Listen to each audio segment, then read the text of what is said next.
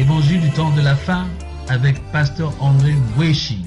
Bien-aimés du Seigneur dans le monde à travers le Congo, que la paix, la miséricorde et la grâce vous soient accordées de la part de Dieu notre Père et du Seigneur Jésus-Christ notre Sauveur. Le Seigneur Jésus-Christ dont je suis serviteur m'a confié un message sur demander, chercher et frapper à la porte. Mais bien avant d'écouter cet enseignement, je vous convie à faire avec moi une courte prière. Grand Dieu, nous te bénissons pour nous avoir accordé ce matin ce moment merveilleux pour que nous puissions écouter cet enseignement sur ces trois principes qui régissent la vie de l'homme sur cette terre. Nous voulons que tu nous accordes l'intelligence de comprendre ta volonté afin que nous puissions la vie éternelle que tu nous as promise en Jésus-Christ notre Seigneur et Sauveur. Amen. Cet enseignement se trouve dans l'Évangile selon Matthieu, au chapitre 7, du verset 7 jusqu'au verset 12. Demandez et l'on vous donnera. Cherchez et vous trouverez. Frappez et l'on vous ouvrira. Car quiconque demande reçoit, celui qui cherche trouve, et l'on ouvre à celui qui frappe. Lequel de vous donnera une pierre à son fils, s'il lui demande du pain, ou s'il demande un poisson, lui donnera-t-il un serpent? Si donc méchant comme vous l'êtes, vous savez donner de bonnes choses à vos enfants, à combien plus forte raison votre Père, qui est dans les cieux, donnera-t-il de bonnes choses à ceux qui les lui demandent?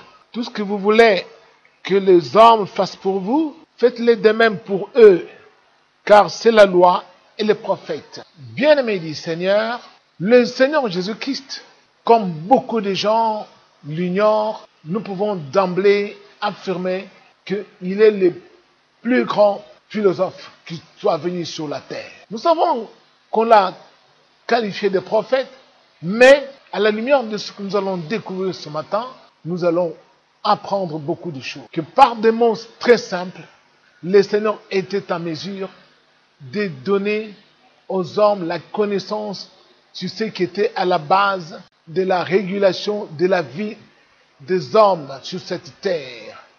Ces trois principes, à savoir demander, chercher et frapper à la porte. Nous allons examiner d'abord ces trois principes un à un. Commençons par demander. Il faut demander à qui? Il faut demander à Dieu, bien entendu. C'est à lui que nous devons demander. Et qu'est-ce que nous devons lui demander? Auprès de Dieu, qui symbolise les biens, nous devons demander la grâce. Nous devons lui demander le secours. Nous devons demander le bien-être. Nous devons lui demander la protection, la guérison. Nous devons lui demander la bénédiction. Donc tout ce que nous voulons avoir comme bonheur, pour l'obtenir, nous devons le demander à Dieu. Et en plus, le Seigneur donne encore cet autre principe. Cherchez. Et oui, quand vous ouvrez la Bible, on vous dit, on va vous enseigner. Arrivé à Athènes, Paul enseigne aux Grecs et leur dit, Dieu a permis à tous les hommes qu'ils puissent le chercher et qu'ils s'efforcent à le trouver en tâtonnant. Et oui, cherchez Dieu. Et dans les âges passés, le Seigneur a enseigné, vous me chercherez et vous me trouverez. Si vous me cherchez de tout votre cœur, je me laisserai trouver par vous. Cherchez Dieu donc. Alors, pour arriver là où il y a Dieu, il faut le chercher en tâtonnant. C'est pour cela qu'il y a beaucoup d'églises, il y a beaucoup de religions. Les hommes cherchent le salut de leurs âmes. Ils voudraient avoir la vie de l'âme après la mort. C'est pourquoi ils entrent dans plusieurs religions pour chercher le salut de leurs âmes. Et c'est pourquoi même il y a la prolifération des églises, parce que les gens, les hommes voudraient entrer dans des églises là où ils pensent que Dieu se trouve. Bien-aimé du Seigneur. Mais Dieu n'est pas partout. Il est à des endroits précis où lui-même a choisi pour y résider. Pourquoi? Parce que Dieu est saint. Comme il est saint, il faut que là où il habite, là où il se manifeste, ceux qui veulent entrer en contact avec lui puissent aussi se sanctifier comme lui-même est saint. Et puis, en plus de cela, il faut frapper à la porte. Quelle porte? Il faut frapper à la porte du cœur. Souvenez-vous, Jésus-Christ, dans l'Apocalypse, là au chapitre 3, il dit, voici, je me tiens à la porte et je frappe. Quiconque entend ma voix et m'ouvre, moi j'entrerai chez lui, je souperai avec lui et lui avec moi. De quelle soupe parle-t-il? De la parole de Dieu, bien entendu, que nous devons manger avec lui. Manger comment? Manger au fond de notre cœur. Alors ici, quand on parle de frapper, ce n'est pas une maison quelconque, c'est frapper à la porte du cœur. Alors, analysons maintenant tous ces principes. Premier principe, demander. Deuxième principe, chercher. Troisième principe, frapper à la porte. Pas n'importe quelle porte, à la porte du cœur. Mais quand on lit un peu plus en bas, on dit, tout ce que vous voulez que les hommes fassent pour vous, vous devez faire de même pour eux. Eh oui. Qu'est-ce que cela signifie? Que tout ce que nous allons demander à Dieu, Dieu va nous l'accorder par les hommes. Tout ce que nous allons chercher auprès de Dieu, Dieu sera en mesure de nous le faire obtenir, mais par les hommes. Quand nous allons frapper à la porte du cœur pour que Dieu entende notre voix, qu'est-ce que nous devons faire?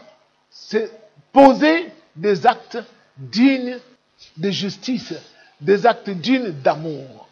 Parce que si nous faisons ce qui est contraire à la volonté de Dieu, la porte restera toujours fermée. L'homme, pour pouvoir frapper à la porte, donc c'est-à-dire frapper à la porte de Dieu ou à la porte du cœur de Dieu, il doit poser les bons actes sur la terre, les actes dignes de louange, des actes dignes de justice. C'est alors que la porte lui sera ouverte. Prenons un exemple. Vous entendez quelqu'un frapper à votre porte. La première réaction, c'est quoi? C'est d'aller et de demander à la personne qui elle est pour que la personne s'identifie.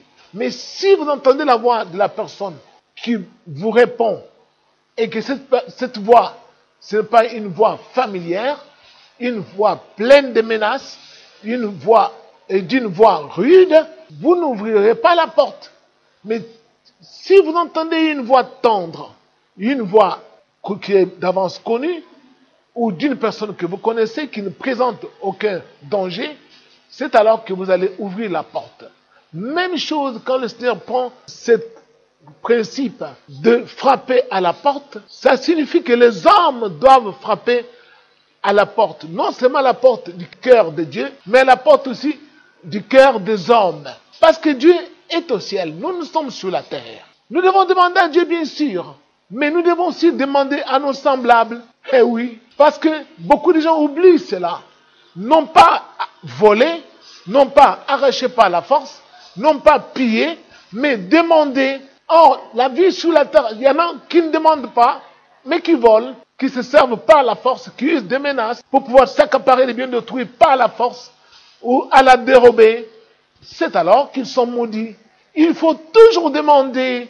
On demande à Dieu, bien sûr, mais on demande aussi aux hommes, parce que nous sommes sur la terre, tout ce que nous voulons que les hommes fassent pour nous, ou nous accordent, nous devons aussi savoir comment leur accorder quand ils nous le demandent. Mais nous voulons demander, mais quand on nous demande à nous, nous refusons. Non. Demandons à Dieu, mais Dieu agira toujours par les hommes. Eh oui. Si nous pensons que quand on demande à Dieu, ça s'arrête là, non. Il faut toujours savoir que Dieu va nous répondre par les hommes. Cherchez. On dit chercher parce que celui qui cherche trouve. On cherche Dieu. Pourquoi on cherche Dieu? Parce qu'on veut avoir le bien-être. Même chose, nous cherchons ce qui est beau, nous cherchons ce qui est parfait, nous cherchons ce que nous aimons, nous cherchons ce qui est utile, alors nous les cherchons auprès de Dieu, mais Dieu nous l'accordera toujours par le truchement des hommes. C'est alors que nous devons vivre en symbiose avec nos semblables, chercher, être des chercheurs sur la terre, les chercheurs du bien-être. C'est à partir de cela que les hommes ont découvert des grandes innovations parce qu'ils cherchaient toujours le bien-être, comment approfondir la connaissance pour vivre heureux. Et c'est ce qui a été à la base sur cette terre des découvertes, des grandes découvertes. Pourquoi? Parce que les hommes cherchaient toujours à approfondir la connaissance pour vivre de plus en plus heureux. Donc l'homme sur la terre ne doit pas vivre dans l'immobilisme, mais par contre, il doit chercher toujours, se remettre en question pour chercher à devenir meilleur, pour chercher à vivre beaucoup mieux qu'avant. Et c'est alors que nous allons nous développer, être des chercheurs, avoir des recherches en permanence. Et c'est pourquoi les hommes sont allés à la découverte du monde. Il y en a qui ont découvert même, à partir des matières premières, ils ont fabriqué des moteurs d'automobile. Il y en a pour faciliter les travaux des hommes. Il y en a qui ont découvert l'électricité. Tout cela pourquoi? Parce qu'ils cherchaient. L'homme ne doit pas vivre sur la terre dans l'immobilisme. Parce que Dieu m'a mis sur la terre, il faut que je vive tel que je suis. Non, il faut chercher, se rechercher et continuer. Celui qui cherche trouve. Au fond, à force de chercher, on va finir par découvrir des choses qui vont nous aider à faciliter notre vie. Et quand on dit, il faut frapper à la porte. Ah oui, frapper à la porte. La porte du cœur, bien entendu, avais-je dit. Donc, cette porte-là, ce n'est pas seulement la porte du cœur de Dieu. Eh oui, nous posons des bons actes, mais quand nous allons les poser à l'endroit de nos semblables. Je vais vous citer quelques exemples de gens qui avaient frappé à la porte du cœur de Dieu. Par exemple, un certain Corneille, vous avez entendu que cet homme était un païen. Mais devant lui, il y avait une porte fermée parce qu'il était un païen. Or, le salut n'était que pour les Juifs. Mais étant un païen, comme il craignait Dieu et il servait beaucoup de peuples avec beaucoup de monde, qu'est-ce que Dieu a fait? Dieu lui a envoyé un ange pour lui apparaître et pour lui dire, envoie chercher Simon-Pierre. Eh oui, Dieu l'a envoyé chercher encore un autre homme.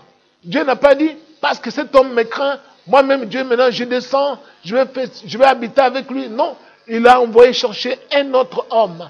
Parce que Dieu agit toujours par les hommes.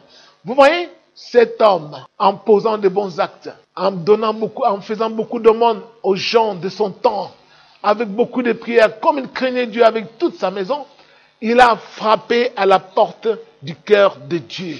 En retour, Dieu lui a ouvert la porte et lui aussi a fait partie des enfants de Dieu. Souvenez-vous de cet autre aussi centenier qui avait un serviteur malade, mais qui envoyait chercher des gens pour que Jésus vienne guérir son serviteur.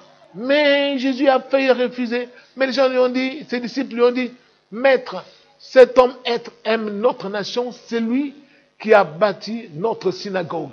Voyez-vous, lui aussi, il avait frappé à la porte du cœur de Dieu en faisant ce qui est bien. C'est pourquoi la guérison de son serviteur fut obtenue. Souvenez-vous aussi de Tabitha, Dorcas, qui mourut, mais qui fut ramenée à la vie à partir de ses bonnes œuvres. Pourquoi? Parce que ces bonnes œuvres avaient frappé à la porte du cœur de Dieu.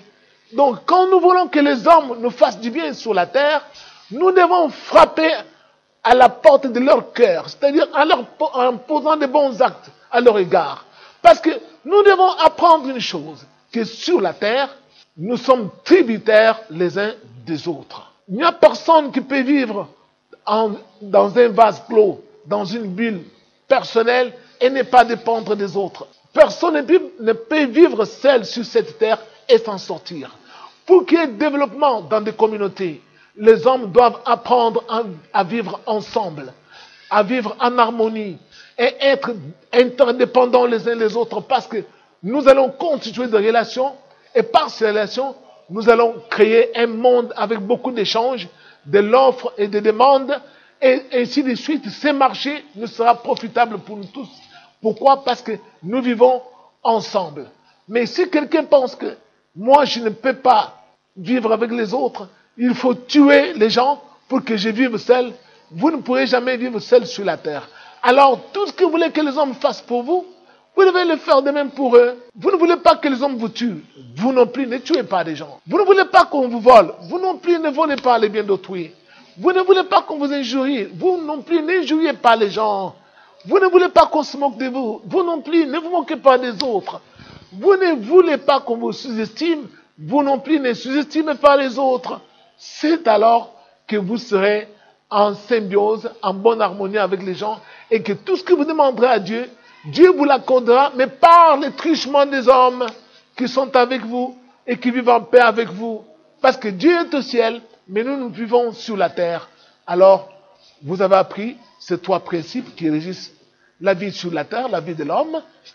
Maintenez cet enseignement et vous irez de l'avant. Vous serez heureux dans votre vie parce que vous saurez comment vous épanouir parmi les communs de mortels et Dieu sera avec vous. Demandez, cherchez et frappez à la porte. Que Dieu vous bénisse.